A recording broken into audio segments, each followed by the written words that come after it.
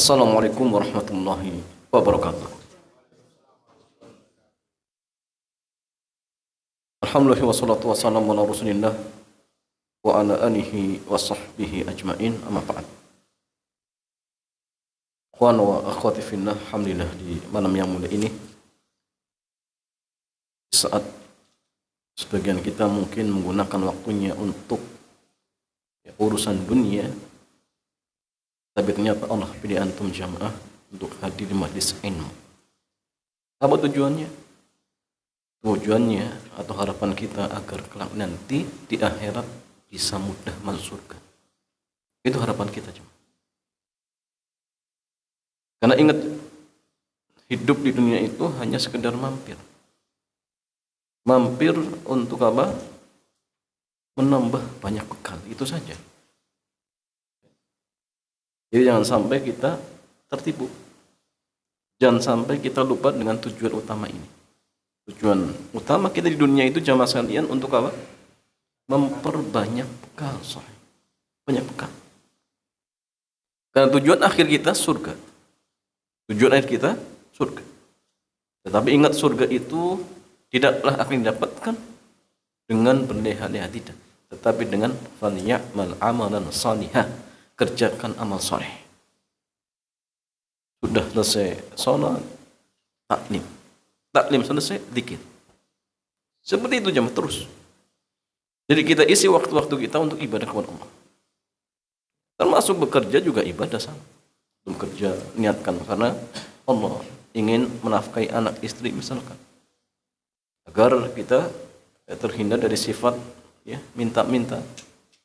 Maka ini masya Allah ibadah. Dan jemaah sekalian, di kesempatan malam hari ini kita masih pada kitab Al-Wajiz fi Fiqhi Sunnati wal Kitabil Aziz, karya Syekh Dr. Abdul Latif Al-Badawi hafizahullah jalla wa ala. Dan malam hari ini jemaah kita masuk bab seputar Al-Aniyah. Babul Aniyah. Bab seputar bejana-bejana. Ya. Jadi bab ini akan menjelaskan tentang hukum-hukum yang berkaitan dengan bejana. Jadi bejana itu yang dibolehkan seperti apa, yang dilarang seperti apa. Dan bab ini juga sekalian menjelaskan kepada kita bahwasanya agama Islam itu sempurna, jemaah. Jadi Islam itu tidak hanya mengatur tentang masalah ibadah-ibadah yang mahdhah, tidak. Tapi semua perkara yang dibutuhkan oleh seorang hamba, Islam telah menjelaskan. Makanya dalam sebuah hadis ketika Nabi menjelaskan tentang kesempurnaan Islam, maka disebutkan bahwasannya wa ma yuqarribu al-'abda minal jannati illa waqad buyina lahu. Jadi perkara yang akan mendekatkan seorang hamba ke dalam surga kecuali Islam sudah menjelaskan. Itu pula perkara yang akan menjauhkan seorang hamba dari api neraka sudah dijelaskan, jemaah. Tinggal kita mau mengkaji atau tidak, itu saja. Itu saja, jemaah. Ini juga bantahan bagi sebagian orang yang mengatakan Islam itu hanya mengatur, membahas tentang masalah ibadah mahdhah. Tetapi politik tidak, enggak, jemaah. Semua dibahas. Siasah dibahas, tetapi siasah syar'iyyah. Lengkap. Jangankan terkait tentang hal-hal yang mungkin menurut pandangan kita besar, hal-hal yang mungkin remeh, Islam sudah menjelaskan. Sampai pun orang yang ingin masuk WC dijelaskan. Termasuk dalam masalah bejana. Syekh mengatakan wa yajuzu isti'malul awani kulliha illa aniyatad dhahabi wal fiddah.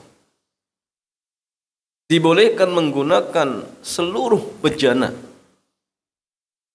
Karena memang dalam masalah bejana itu kemasannya apa? Muamalah. Al-aslu fil muamalah al-ibahah. Hukum asal di dalam muamalah itu dibolehkan.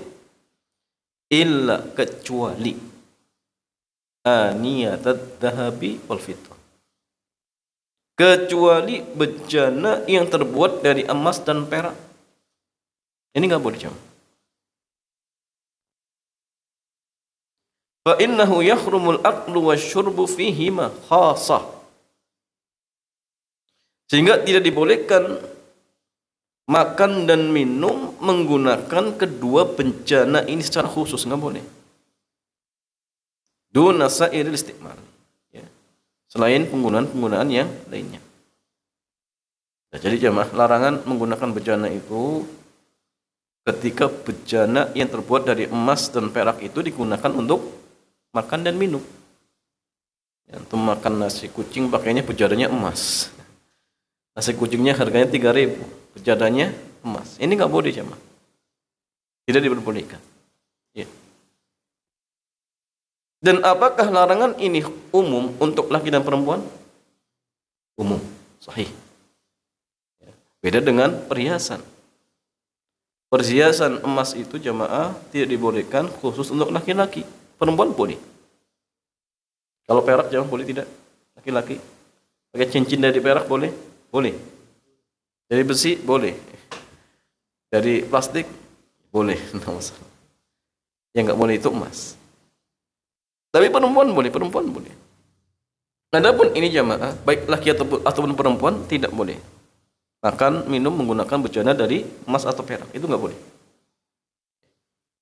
Ustadz, bagaimana kalau ada seorang dia punya bejana emas, bejana perak, tapi tidak digunakan untuk makan dan minum, hanya sebagai pajangan atau hiasan?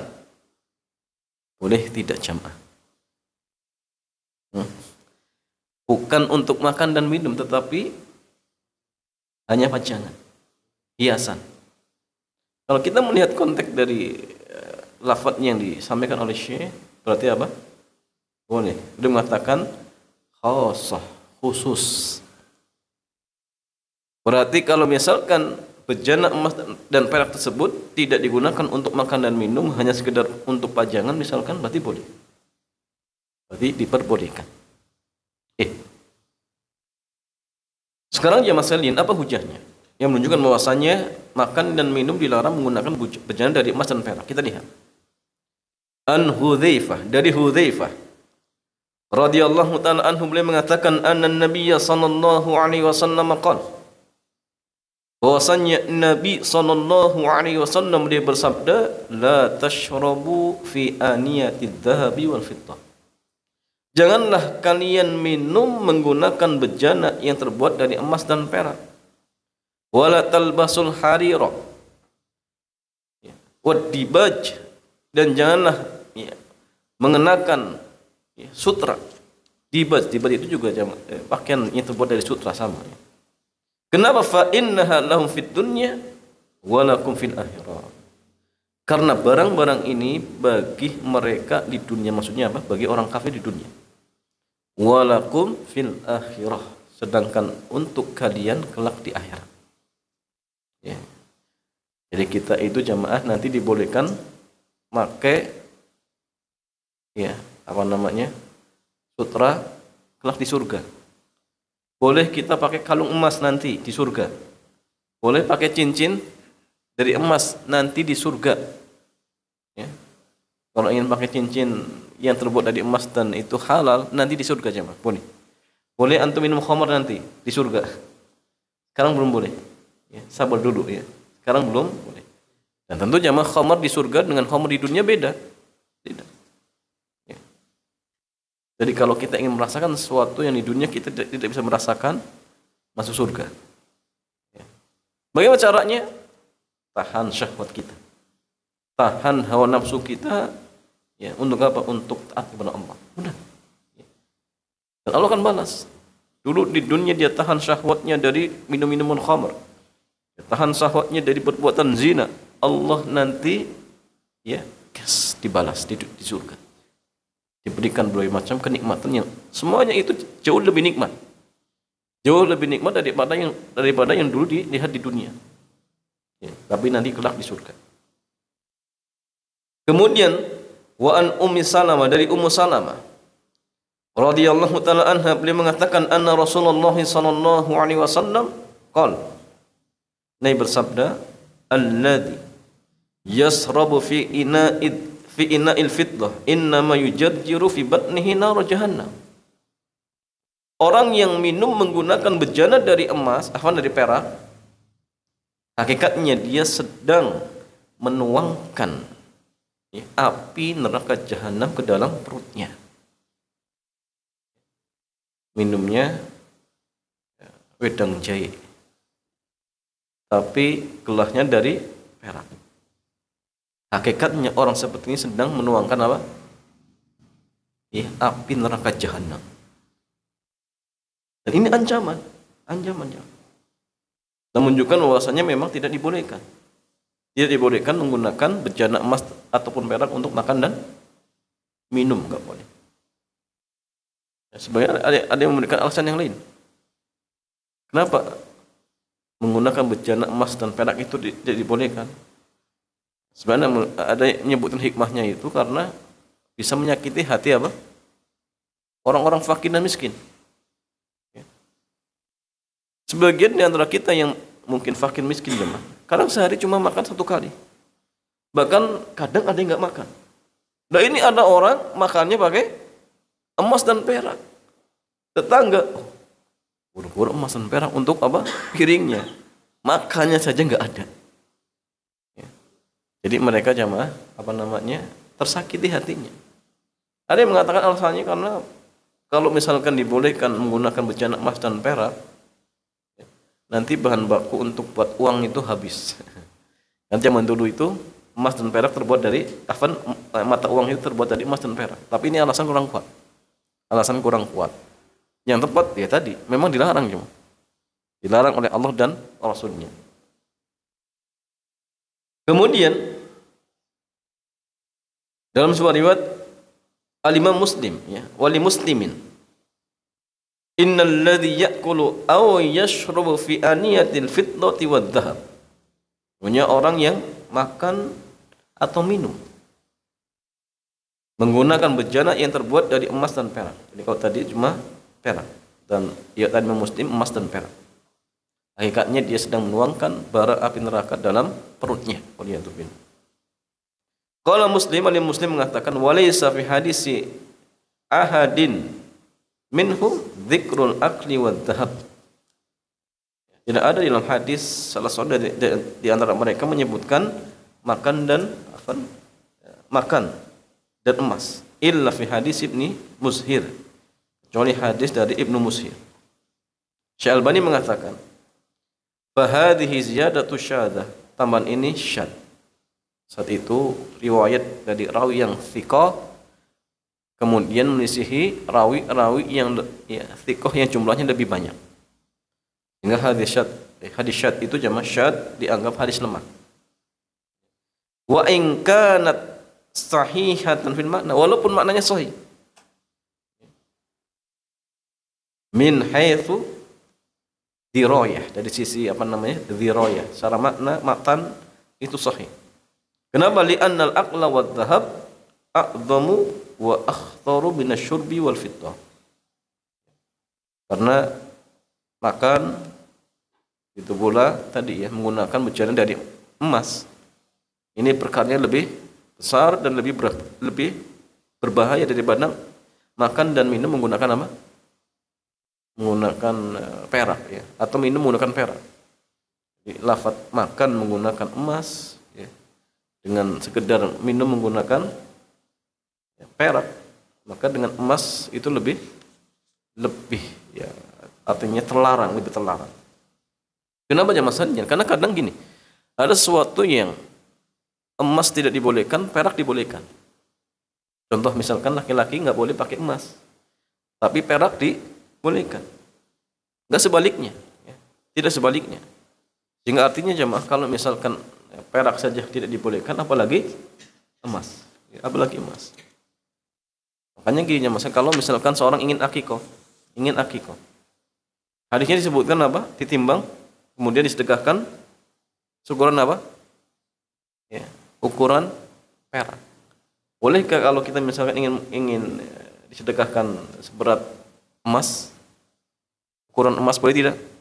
Ya boleh-boleh saja. Kenapa? Karena lebih besar. Seperti itu. Ya jamaah sekalian, kemudian di bab berikutnya kita masuk bab at-taharatu lis-shalah. Bab bersuci untuk sholat. Syekh mengatakan an Ibni Umar, dari Abdullah bin Umar qala, beliau mengatakan sami'tu Nabiyya sallallahu alaihi wasallam yaqul, saya mendengar Nabi bersabda, la tuqbalu salatun bi ghairi tuhuri, salat tidaklah diterima jika tidak bersuci. Jadi tuhur di sini artinya apa? Tuhur itu artinya bersuci, perbuatannya. Adapun tahur apa? Alatnya. Dalam hal ini ya air. Atau misalkan debu ketika apa? Tayamum. Ya, seperti contohnya gini, sahur dan apa? Suhur. Sahur itu makanan yang dimakan ketika sahur, tapi suhur perbuatannya. Wudu juga sama. Wudu itu perbuatan berwudu. Wadu alat yang digunakan untuk berwudu, yaitu air. Ya. Dan yang masal jin wa taharatu nau'an. Ya, tahara itu ada dua. Taharatun bil ma'i wa taharatun bis sa'idi. Ya. Bersuci dengan air, dan yang kedua bersuci dengan tanah atau soid. Walaupun jamaah nanti soid itu sedang pendapat, apakah soid itu yang dimaksudkan debu atau soid itu sesuatu yang berada di atas permukaan bumi. Ini sedang pendapat. Sedang pendapat. Jumhur mengatakan wallahu a'lam jamaah debu. Dan ini juga dikuatkan oleh mazhab Syafi'i. Tapi wallahu a'lam pendapat yang kuat bahwasanya soid itu sesuatu yang berada di atas permukaan bumi. Ya. Baik itu debu, baik itu tanah liat, baik itu pasir, kemudian karang misalkan, enggak masalah, boleh. Kenapa jemaah? Karena ketika dulu para sahabat safar, tidak dijumpai satu riwayat pun mereka apa jemaah? Kalau bahasa kita sangu, ya, sangu apa? Sangut debu. Nah, nanti kalau di daerah kutub adanya es, nggak ada debu, buat tayam nggak ada jemaah. Yang terjadi apa? Kalau misalkan di situ adanya pasir, ya mereka bertayam dengan pasir. Kalau adanya tanah liat, ya tanah liat. Artinya seadanya. Seadanya. Ustadz, kalau misalkan ya, tidak ada soid, tidak ada air, apakah perlu bersuci? Boleh tanya. Misal contoh, seorang di tengah di dalam pesawat, debu nggak ada, ya, posisinya jelas bukan di atas permukaan bumi, air nggak ada, taruhlah seperti itu. Terus apa yang dilakukannya? Wudu apa tayamum?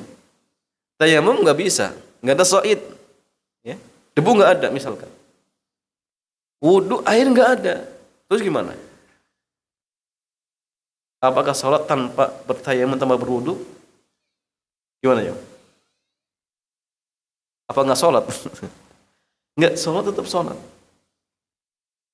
Adapun misal dia sama sekali nggak bisa berwudu, tidak bisa tayamum, nggak masalah. Sholat tanpa tayamum, tanpa wudu boleh tidak? Dalam kondisi dia nggak mampu, boleh tidak? Boleh. Nah, sekarang mau wudu nggak ada air, mau tayamum nggak ada soid, ya sudah.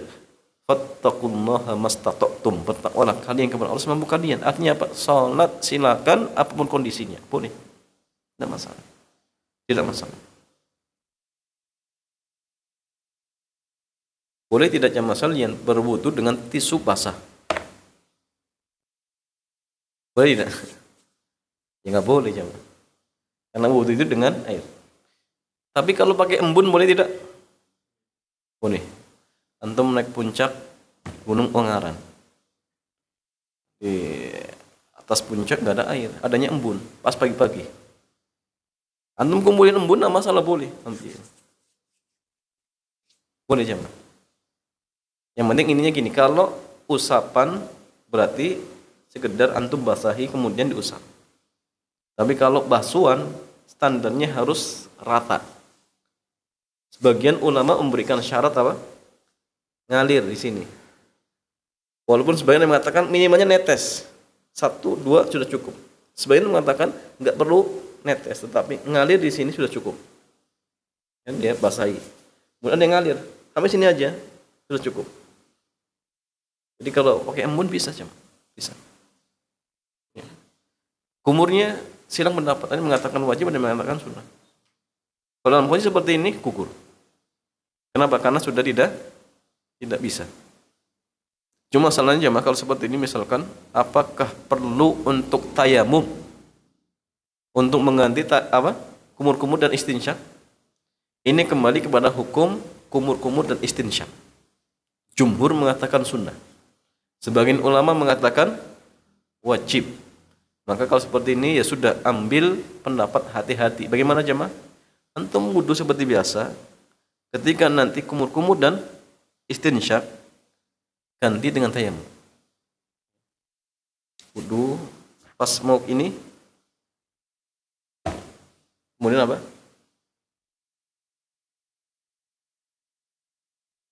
Terus lanjutin. Atau nanti di akhir boleh. Jadi antum wudu seperti biasa, kumur-kumur istinsyak ditinggalkan. Nanti setelah kaki selesai, baru tayamum untuk mengganti istinsyak dan kumur.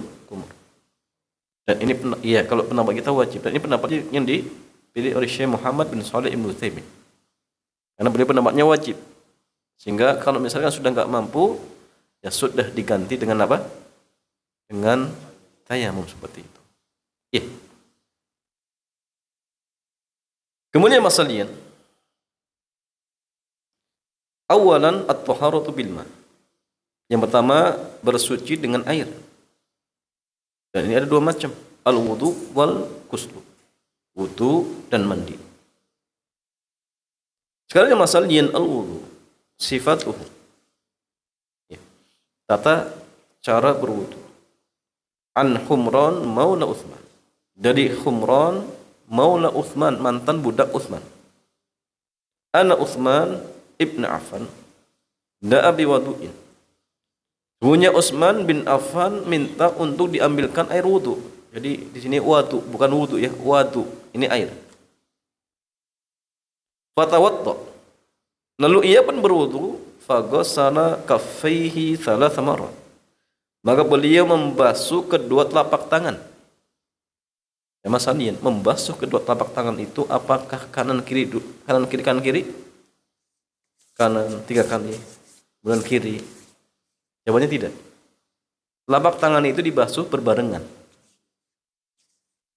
1, 2, 3. Beda dengan membasuh tangan sampai siku. Kanan 3 kali, baru kiri 3 kali. Tapi kalau telapak tangan bareng. Lafadznya saja kaf waihi, kedua telapak tangan, bukan yumna, bukan yusra. Jadi telapak tangan itu berbarengan. Apa hukumnya jemaah? Wajib atau sunnah? Sunnah kecuali sehabis tidur. Kalau sehabis tidur maka wajib menurut sebagian para ulama. Tapi kalau misalkan tidak dalam kondisi sehabis tidur maka sunnah.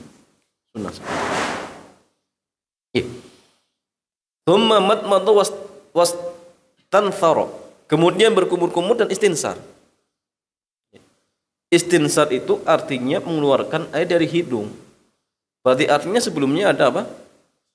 Ada istinsyak. Kumur-kumur plus istinsyak, setelah itu dikeluarkan. Adapun kaifiyahnya jamaah nanti akan kita jelaskan secara detail pas babnya. Tapi secara umum gini. Kumur-kumur dan istinsyak itu ya, pendapat yang paling sahihnya jamaah digabungkan antara kumur-kumur dan istinsyak. Ambil air menggunakan tangan kanan. Ambil kemudian gabungkan. Nah itu dibuang. Ada beberapa riwayat. Tapi ini boleh. Boleh, nah masalah. Ya. Nah, boleh. Tetapi jamaah sekalian, dalam sebuah riwayat yang sahih dengan tangan kanan, kemudian gabungkan kumur-kumur dan istinsyak. Buang pakai tangan kiri. Pakai tangan kiri. Kemudian yang dikuatkan oleh Syekh Dr. Saleh Ibnu Fauzan, atau bukan Syekh Doktor ya, Syekh Dr. Abdullah Fauzan. Yang afdol itu 3 kali cidukan. Tuh. 2, 3. Yang beliau pilih. Kenapa jamaah salin? Karena memang ya, sunnahnya berwudu itu 3 kali. Tapi dalam sebuah riwayat dikatakan Nabi mengambil air 1 kali. Ambil untuk 3 kali kumur-kumur dan istinsyak.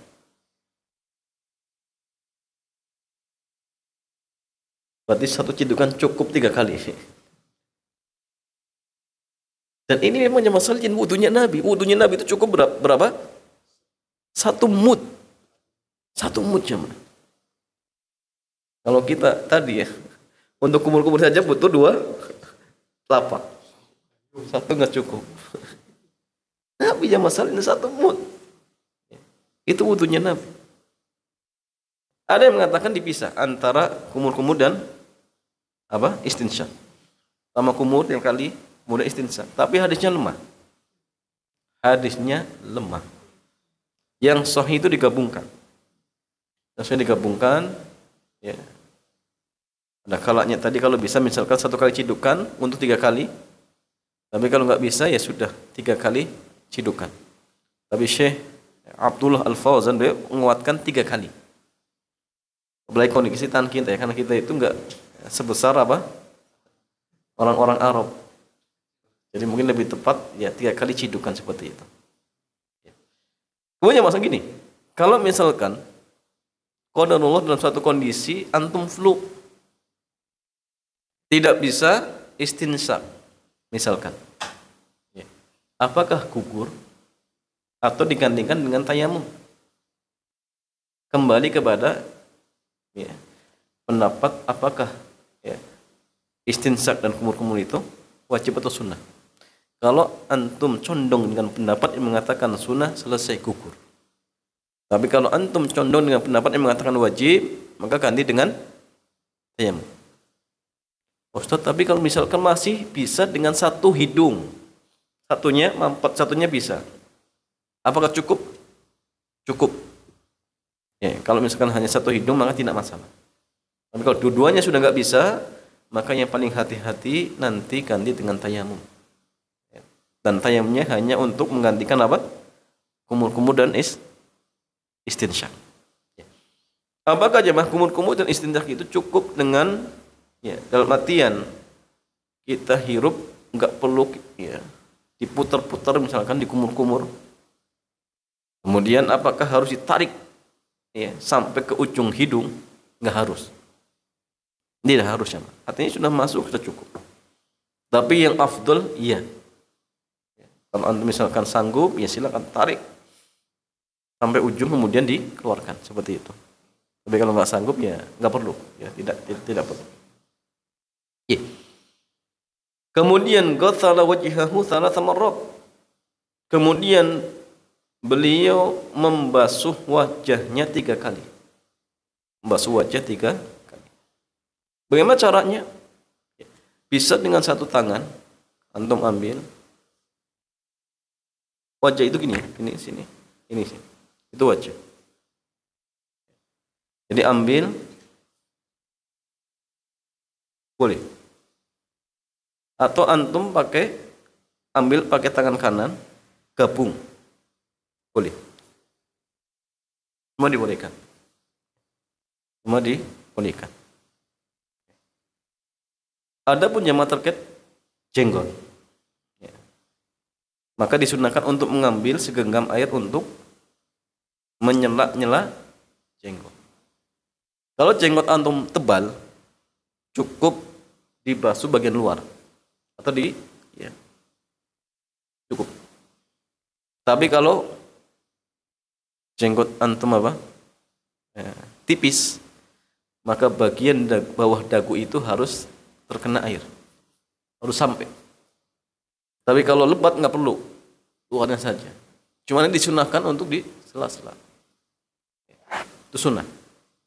Kalaupun tidak masalah. Yang penting luarnya. Kapan jamaah sekalian menyelak-nyelaknya? Syekh Mustafa Al-Adawi belum mengatakan boleh ketika pas membasuh wajah, boleh nanti di akhir, nama masalah. Di akhir pas selesai membasuh kaki, kemudian ambil untuk segenggam untuk jenggot, boleh, nama masalah. Jadi boleh pas membasuh wajah, boleh juga pas nanti ketika setelah membasuh kaki atau di akhir, itu nama masalah, diperbolehkan. Oke. Kemudian ghathala yadahul yumna ilal mirfaqi thalatha marrat. Kemudian ia membasuh tangannya yang kanan sampai siku 3 kali. Jadi dari ujung jari sampai siku. Ya. Bagaimana kaifiahnya? Apakah gini? Enggak ada. Yang ada dalam Al-Qur'an dari tangan sampai siku, ya sudah. Boleh antum gini. Ada lafaz khusus. Intinya dari sini ke sini. Kalaupun dibalik boleh tidak? Ya boleh-boleh saja. Tapi kalau kita ikut nas dari Quran ya tangan sampai siku. Ingat ya, ujung juga dibasuh. Siku juga kena. Jangan sampai siku ditinggalkan, nggak boleh. Harus dibasuh. Tsumma ghasala yadahul yusra mithla dzalika, kemudian membasuh tangan yang kiri seperti itu. Sama seperti ketika membasuh tangan yang kanan. Jamaah sekalian, bolehkah diselang-seling? Kanan kiri, kanan kiri, kanan kiri. Boleh tidak? Boleh. Tapi yang afdol selesaikan yang kanan baru yang kiri. Tapi ingat, ini babnya apa? Afdol. Sehingga artinya kalau misalkan dibalik kiri dulu kemudian kanan, sah tidak wudunya? Sah wudunya. Tapi meninggalkan yang afdol, yang sunnah. Jadi ini babnya afdol dan mafdul saja. Dan enggak sampai menjadikan wudunya batal, tidak sampai. Tsumma masaha ra'sahu, kemudian mengusap kepalanya. Mengusap kepala. Dan terkait masalah ini jamaah sekalian, al-a'immatul mazahib, imam madhab itu silang pendapat. Berapa sih ukuran kepala yang wajib untuk diusap? Madhab Abu Hanifah mengatakan yang wajib diusap itu seperempat kepala. Antum punya kepala diukur, seperempatnya itu yang wajib. Sisanya nggak perlu. Sedangkan madhab Syafi'i mengatakan apa? 3 helai rambut sudah cukup. Untuk ambil 3 rambut sudah cukup. Sudah cukup jemaah. Tetapi ingat, ini hanya ijtihad ulama. Dan mereka berijtihad dengan ijtihad seperti ini. Kenapa jemaah? Memahami apa? Teks Al-Qur'an. Wamsahu biru'usikum, dan usaplah dengan kepala-kepala kalian. Mereka memahami ba di sini, ba li tab'id, bermakna sebagian. Tetapi kalau kita baca ya literatur bahasa Arab, huruf jar ba itu tidak bermakna tab'id. Nah. Apalagi di sini jemaah sudah ada hadis. Di mana dalam sebuah hadis, dan ini juga dibawakan oleh Al-Imam Al-Hafidz Ibnu Hajar dalam kitab ya Bulughul Maram, bahwa Nabi itu ketika mengusap kepala apa? Bada'a bi muqaddimati ra'sihi. Dia mulai dari ujung sampai kofa, tengkuk, kemudian ditarik ke depan. Nah itu baru. Sekarang gini masalahnya, ketika ada pendapat, kemudian sudah ada hadis Nabi, mana yang dahulukan? Hadis. Bahkan di antara hal yang ditakut oleh Ibnu Abbas, ya, hampir-hampir kalian dihujani batu dari langit. Saya katakan Nabi bersabda, kalian bantah dengan ucapan Abu Bakar dan Umar. Nggak boleh jemaah. Apalagi ucapan selain sahabat. Ya. Imam yang 4 mungkin benar, mungkin salah. Sahih? Karena bukan maksum. Ya. Dan mungkin saja hadis itu belum sampai. Karena zaman dulu tidak seperti zaman kita. Zaman kita sudah WA jemaah. Antum kirim saja sampai di Mekah. Zaman dulu nggak ada. Sehingga wajar ketika misalnya hadis tersebut belum sampai. Maka tugas kita itu jamaah, kewajiban kita itu kalau memang sudah ada dalil, maka pantang ya pantang mengambil pendapat ya ulama kemudian tinggalkan dalil, itu nggak boleh. Nggak boleh ya. Ikut dalil. Caranya tadi. Adapun kaifiyahnya jamaah sekalian nanti akan kita perincikan ya. Ada banyak cara. Ada jamaah sekalian antum bisa ambil kemudian basahi ini boleh. Atau jamaah sekalian praktek dari Muawiyah. Muawiyah itu gini, ambil dikucurin. Kemudian gini. Boleh. Atau jamaah sekalian kaifiyah yang lainnya dari tengah. Ini satu kali. Itu juga dibolehkan. Itu juga diperbolehkan. Iya. Nanti kita perincikan ya di babnya. Bagaimana masal yang thumma ghasala rijlahul yumna, kemudian membasuh kakinya yang kanan sampai kedua mata kakinya 3 kali, kemudian membasuh kaki yang kiri seperti itu. Thumma qala, kemudian ia mengatakan, ra'aitu Rasulullah sallallahu alaihi wasallam tawadda nahwa wudu'i hada. Saya pernah lihat Nabi wudu seperti wuduku ini. Insyaallah. Para sahabat itu jamaah kalau ittiba enggak protes. Yang penting dilihat seperti itu, ikuti. Dan tugas kita pun sama. Ketika sudah mendengarkan hadis, pantang untuk menimbang-nimbang. Oh, kayaknya sih nggak cocok sih. Zaman sekarang sudah nggak cocok ini. Ya masalahnya, ya, akal kita itu terbatas jemaah. Maka jangan lancang ya, mengkritik hadis yang sahih alasannya karena nggak masuk akal. Ya karena akal kita yang belum nyampe. Maka akal kita itu kalau sudah berbenturan dengan dalil sami'na wa ta'na. Sami'na wa ta'na itu penting. Dan itulah sikap para sahabat radhiyallahu ta'ala anhum ajmain. Enggak banyak protes, ya, tidak banyak protes. Beda di orang di zaman kita, banyaknya apa? Banyak protes, ngeyel. Sudah salah ngeyel. Ini banyak yang terjadi. Tsumma qala Rasulullah sallallahu, kemudian Rasulullah bersabda, man tawadda'a nahwa wudu'i hadza. Barang siapa yang berwudu seperti wuduku ini, tsumma qama fa raka'a raka'ataini, kemudian dia berdiri dan mengerjakan 2 rakaat, la yuhadditsu fihi ma nafsahu.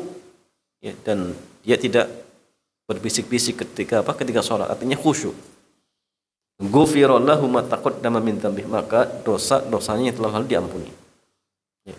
Kalau Ibnu Syihab mengatakan wa kana ulama'una, ya. Dahulu para ulama kita mengatakan hadzal wudu asbaq ma yatawaddau bihi ahadun di shalah. Inilah wudu yang paling sempurna yang dilakukan oleh seseorang untuk sholat. Ya, sehingga jamaah ini diantara dalil pokok terkait tentang masalah wudu. Ya. Adapun nanti perinciannya sekali lagi di babnya masing-masing. Ala kulli jamaah sekalian, belajar tentang fikih wudu itu hukumnya fardu ain. Dan antum penting ngajari anak istri antum jemaah. Ajari mereka, lihat praktek wudunya benar tidak. Karena itu kewajiban kita, orang tua. Ya. Suami. Ya. Ajari anak istri agar mereka bisa wudu seperti wudunya Nabi. Itu penting. Karena ingat jamaah, tugas suami itu tidak hanya mencari uang. Kalau dikatakan suami hanya sekedar bisa mencari nafkah, burung pun bisa jamaah. Bahkan mungkin burung lebih pandai daripada kita. Tapi tugas kita bukan itu jemaah. Yang paling penting bagaimana kita bisa menggandeng anak istri kita masuk surga. Itu paling penting. Bagaimana caranya? Ajari ilmu agama. Didik ilmu agama agar kita bisa kumpul nanti kelak di surga seperti itu. Wallahu ta'ala a'lam bishawab. Demikian jemaah, mudah-mudahan bermanfaat. Selanjutnya seperti biasa kita buka tanya jawab. Dipersilakan.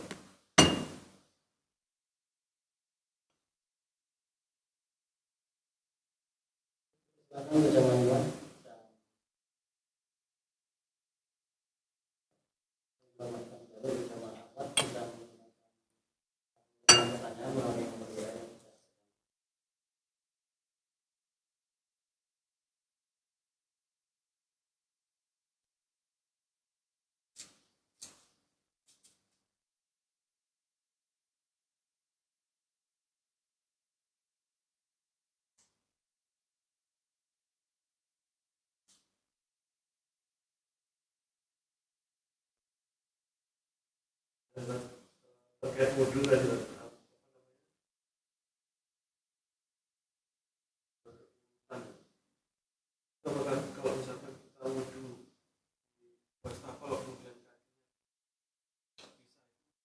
Ya.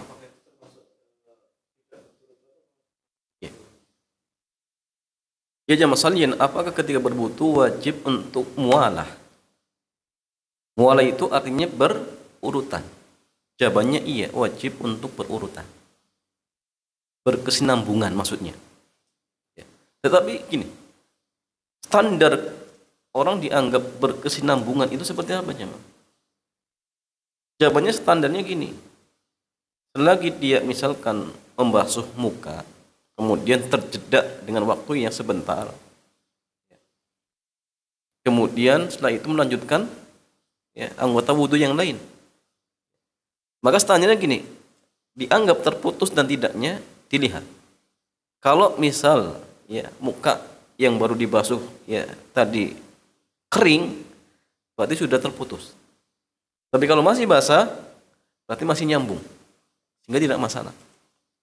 Makanya gini, kalau seseorang misalnya pas wudhu, pas basuh tangan yang kanan, kerannya mati.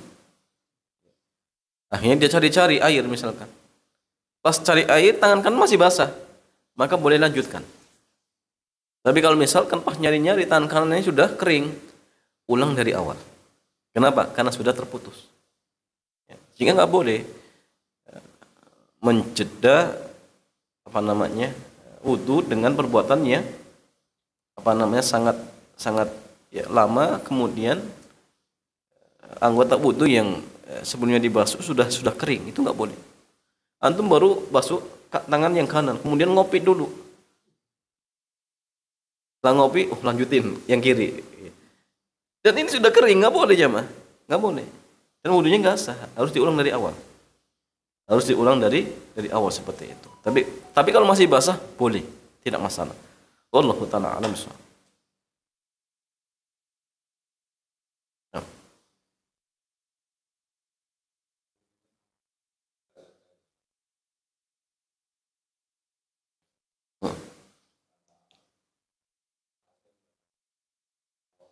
Apa? Oh, nah. Nah. Nah.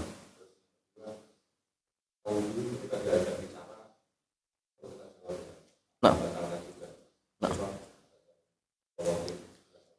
Wah, fikum barakallahu. Ya jemaah sekalian, apa saja atau perkara-perkara apa saja yang bisa membatalkan wudu? Ya. Maka di antara perkara-perkara yang membatalkan wudu yang dijelaskan oleh para ulama, ya, yang disepakati, ya, muttafaqun alaih. Di antaranya apa? Kentut, BAB, kemudian apa? Ya, kencing, kemudian junub, haid, nifas, apa lagi ya? Hah? Apa lagi? Yang disepakati.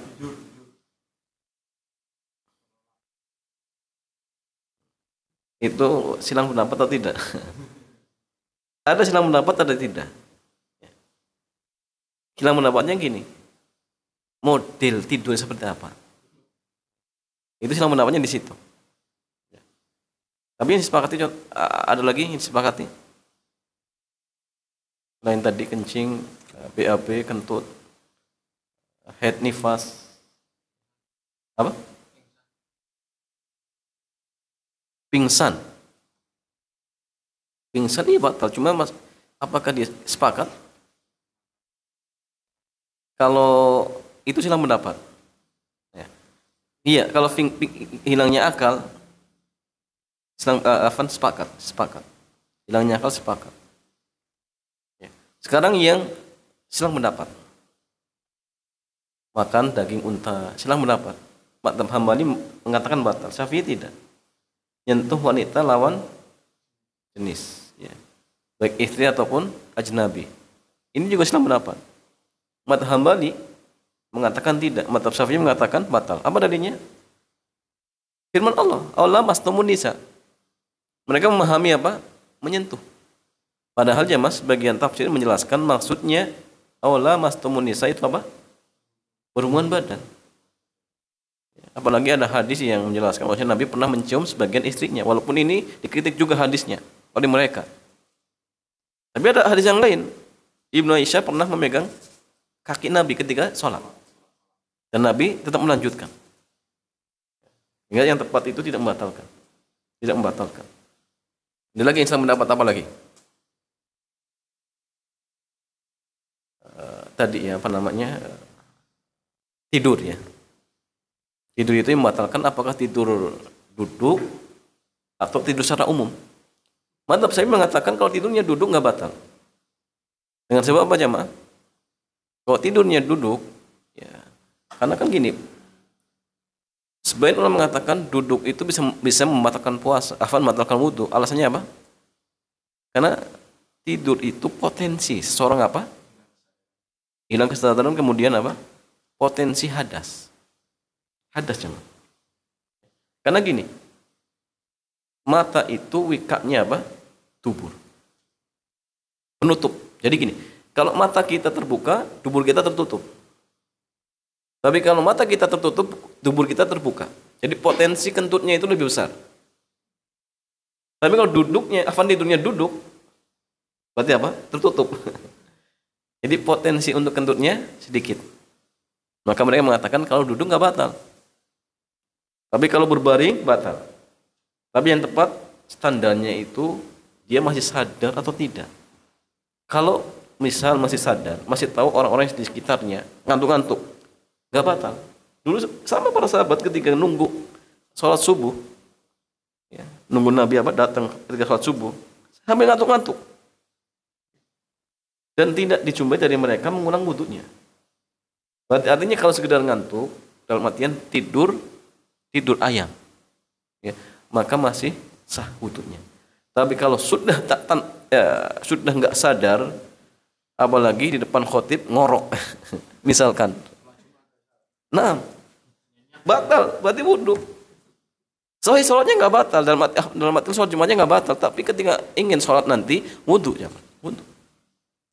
Ini sudah ngorok, sudah nggak sadar berarti jamaah. Maka ulang wudunya, kemudian baru ikut sholat bergabung dengan imam seperti itu. Ada lagi yang Islam mendapat. Dan kentut, ya makruh.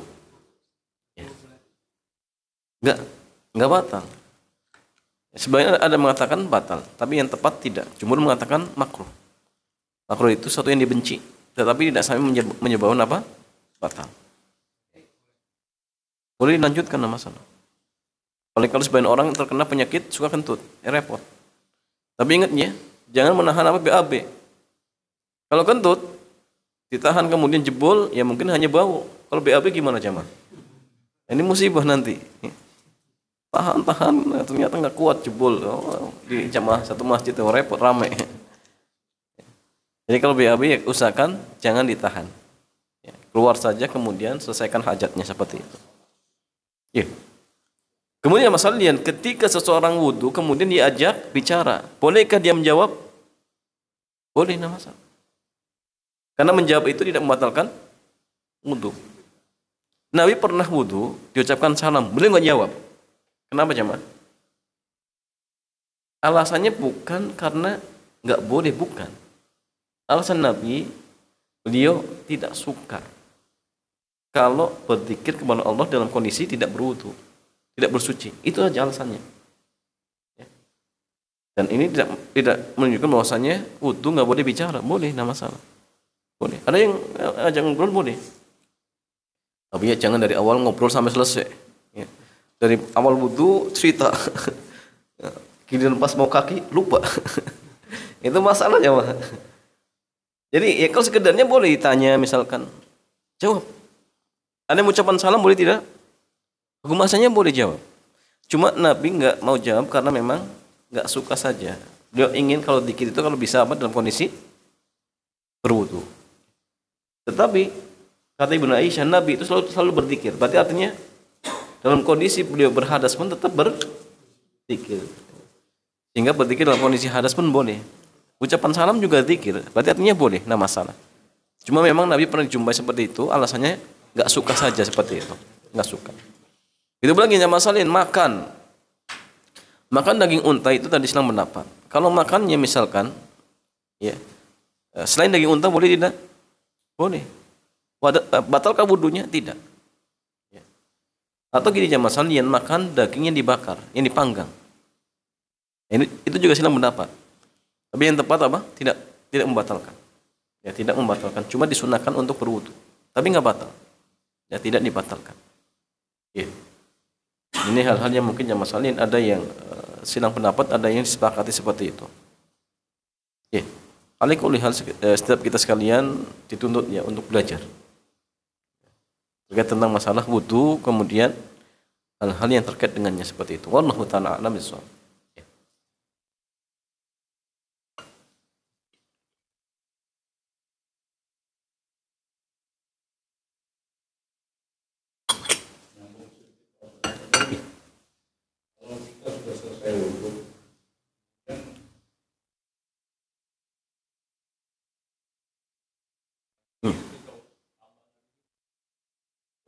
Iya. Sudah 3 kali berarti ya? Oh. Oh sudah kaki sudah. Kakinya sudah. Kakinya sudah dibasuh juga. Kakinya sudah dibasuh. Oh nah. Ya jamaah sekalian, ketika misalkan kita sudah selesai wudu, kemudian ternyata ada sesuatu di hidung sehingga butuh untuk apa? Untuk membersihkan hidung. Bolehkah dia ambil air untuk membersihkan hidung? Boleh. Nah masalah boleh. Ya. Atau misalkan dia merasakan kok kakinya kayaknya butuh disiram lagi misalkan. Bolehkah dia kembali lagi kemudian nyiram? Nah masalah boleh. Tidak masalah. Kenapa? Karena ada alasan. Ada alasan. Tapi kalau misalkan dia meyakini bahwasannya dibolehkan menambah sampai 4, ini nggak boleh. Kenapa? Karena yang sunnah 3. Tapi kalau dia menambah alasannya yang lain, oh ada sesuatu, boleh, tidak masalah. Tidak masalah seperti itu. Tapi ingat, usahakan jangan sampai lebih dari 4. Kecuali gini, kalau misalkan yang ketiga dirasa kok belum sempurna, kemudian dia tambah lagi untuk menyempurnakan, boleh, tidak masalah. Dan itu masih dianggap 3. Tapi kalau sudah yakin yang 3 itu sudah sempurna, kemudian tambah lagi 1 menjadi 4, maka ini tidak dibolehkan. Ya, tidak dibolehkan seperti itu. Wallahu ta'ala a'lam bishawab.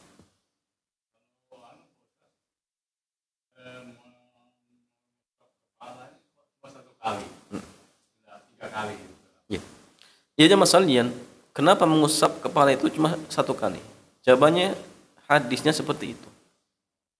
Dari Ali radhiyallahu ta'ala ya, di mana beliau mengatakan bahwasanya dia melihat Nabi itu mengusap kepala cuma 1 kali. Ya. Makanya gini, bagian anggota wudu kita yang sunnahkan untuk dilakukan 3 kali itu yang dibasuh. Yang dibasuh. Contoh apa? Kepala, muka dibasuh, kaki dibasuh, tangan dibasuh. Itu 3. Tapi kalau diusap cuma 1. Kepala diusap. Kemudian khuf diusap sekali. Kalau misalkan kita ingin ngusap di atas khuf, itu cuma sekali jemaah. Imamah yang diusap sekali. Ada seorang pakai imamah. Ini misalkan disunahkan kalau bisa ubunnya gini, kemudian sudah gini saja. Sekali saja. Enggak perlu ambil lagi kemudian sampai 2. Makanya gini, tayamum juga sama. Tayamum itu diusap. Maka tayamum itu 1 kali, 2 kali jemaah, 1 kali. Muka dulu 1 kali. Kemudian apa? Sekali. Ini bagian-bagian yang diusap. Jadi kalau diusap itu 1 kali, kalau dibasuh 3. Dibasuh 3. Atau tambahkan yang kumur-kumur juga 3. Seperti itu. Wallahu ta'ala a'lam bishawab. Pagi dalam keadaan dingin sekali dia datang. Yang apa tuh? Membasuh. Nah. Semua dari tangan. Ya. Karena Kedinginan. Ya. Sekali. Ya. Semuanya sekali sah enggak? Ya. Jadi masalah kalau misalnya dalam kondisi dingin kemudian wudunya semuanya sekali, boleh tidak? Boleh. Karena masalah dalam sebuah riwayat Nabi juga pernah berwudu sekali-sekali. Artinya boleh. Apalagi ada sebabnya dingin. Ya, nah masalah. Atau misalkan dalam kondisi apa? Buru-buru atau dalam kondisi sakit, air sedikit misalkan. Kemudian dia ngirit. Maka tidak masalah. Ya, pumpnya lagi mati misalkan. Kalau wudunya tiga kali, oh ini keluarga nggak kebagian ini. Akhirnya dia sekali-sekali, maka boleh, tidak masalah. Boleh. Bahkan para ulama kita ada yang mengatakan gini, mengusap khuf itu bisa wajib. Kapan jamaah? Kalau misal kita punya air sedikit. Kalau seandainya kaki dibasuh, ya, jadi artinya posisi kita sudah pakai khuf. Ya. Kemudian kalau misalkan kaki dibasuh, khuf dibuka, dibasuh, kemudian nggak cukup, air nggak cukup, maka di situ dia mengatakan wajib untuk diusap khufnya. Nggak, jangan dilepas, usap saja. Ya. Kenapa jemaah? Karena kondisi seperti itu. Jadi artinya kalau memang ada sebab, ya, maka tidak masalah. Wudu sekali boleh, tidak masalah. Seperti itu. Wallahu ta'ala. Karena gini, yang rukun cuma satu. Sunnahnya yang paling sempurna 3. 2 boleh. 3 paling sempurna. Boleh 2. 2 boleh. Nabi pernah berwudu 1 kali, 2 kali. Ya. Paling maksimalnya 3. Ya. Kalau bisa jamaah, antum pernah mengamalkan 1, pernah 2, pernah 3, pernah. Ya. Kenapa kak? Ya karena memang pernah dilakukan oleh Nabi. Lain lakukan. Balik kalau ada kondisi yang ya, mendorong untuk melakukan seperti itu misalkan, maka lebih afdal seperti itu. Ya. Wallahu ta'ala a'lam bishawab.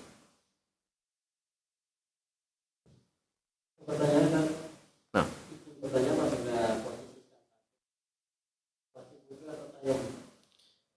Ya jamaah sekalian, kalau posisinya misalkan sedang diimpus, apakah dia tetap milih wudu atau tayamum? Jawabannya gini, kalau dia masih mampu untuk wudu, wajib wudu. Kalau masih mampu wudu, wajib wudu, nggak boleh tayamum. Tayamum itu kalau sudah nggak mampu wudu. Ustaz, tapi hanya sebagian yang bisa kena air. Ya sudah, yang masih mampu untuk apa? Untuk kena air, wudu seperti biasa. Tangannya nggak bisa, sudah, tangan diganti nanti dengan apa? Dengan tayamum. Ya. Jadi tidak boleh dia beralih ke tayamum sedangkan masih mampu menggunakan air, itu nggak boleh. Nggak boleh. Ada seorang misalkan dia nggak bisa wudu sendiri, tayamum nggak bisa, maka keluarganya yang bantu, jangan langsung tayamum. Kalau dia masih mampu menggunakan air, bantu wudu. Tapi kalau air sudah nggak bisa, ya sudah, bantu apa? Dengan tayamum. Seperti itu jemaah. Jadi nggak boleh langsung berlari ya ke tayamum sedangkan wudu masih mampu. Walaupun hanya sebagian, tetap dia berwudu. Yang tidak mungkin tersentuh dengan air, ya silahkan diganti dengan tayamum. Nah, contoh sebagian di antara kita mungkin tangannya ada luka. Tapi luka itu ada 2 ya. Ada yang memang dibalut, ada yang terbuka. Kalau misalkan jamaah dibalut, ya, maka dilihat. Kalau misalkan dibalut dan mungkin untuk diusap, maka diusap. Dan ini beda dengan khuf ya. Kalau khuf itu cuma atasnya, kalau pembalut atau kip semuanya. Jadi ininya tetap dibasuh, yang terbuka dibasuh, ini dibasuh. Tapi nanti apa? Ini diusap. Ambil air, buang, usap. Ya, diusap. Kalau misalkan gini, nggak boleh sama sekali disentuh. Atau gini, yang kedua, posisinya terbuka, nggak ditutup misalkan. Maka dilihat, kalau masih mampu dibasuh harus basuh. Kalau nggak mampu gimana? Diusap juga nggak bisa. Nggak boleh kena air. Ya sudah, ganti dengan tayamum. Tapi ingat, tetap yang lain diwudukan. Yang kanan masih terbuka diwudukan. Nanti ganti untuk yang tidak bisa dibasuh dengan apa? Tayamum. Kapan? Ya, boleh ketika pas bagiannya dia untuk membasuh yang kiri, atau boleh nanti pas di akhir tayamum khusus untuk ini bagian wudu yang tidak bisa dibasuh seperti itu. Wallahu ta'ala a'lam bishawab. Jadi tadinya tidak boleh langsung tayamum kecuali kalau sudah nggak mampu. Kalau masih mampu tetap wudu. Walaupun walaupun hanya sebagian tetap dia wudu seperti biasa, sisanya diganti dengan tayamum seperti itu.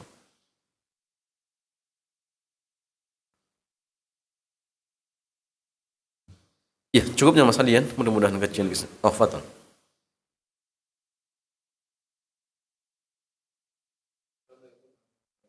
Waalaikumsalam warahmatullahi wabarakatuh.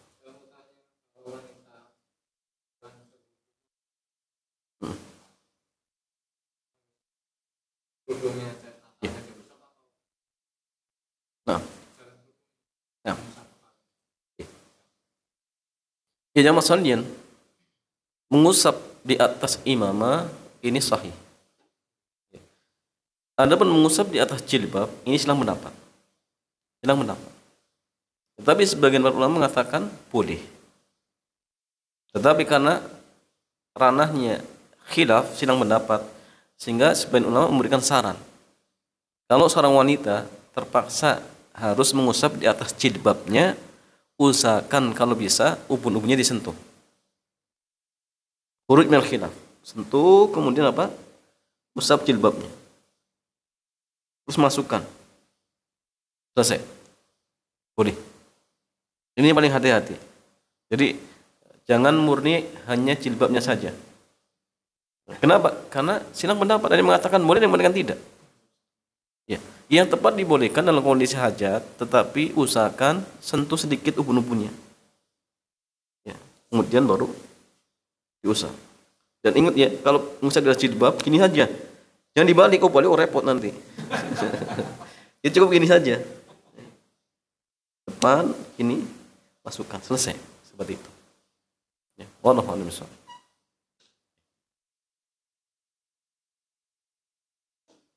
Demikian ya Mas Adian, mudah-mudahan kajian malam hari ini bermanfaat, mudah-mudahan Allah memberikan ilmu kepada kita sekalian, ilmu yang bermanfaat dan bisa kita amalkan dalam kehidupan kita sehari-hari. Demikian kita tutup. Subhanakallahumma bihamdik, asyhadu an la ilaha illa anta, astaghfiruka wa atubu ilaik. Assalamualaikum warahmatullahi wabarakatuh.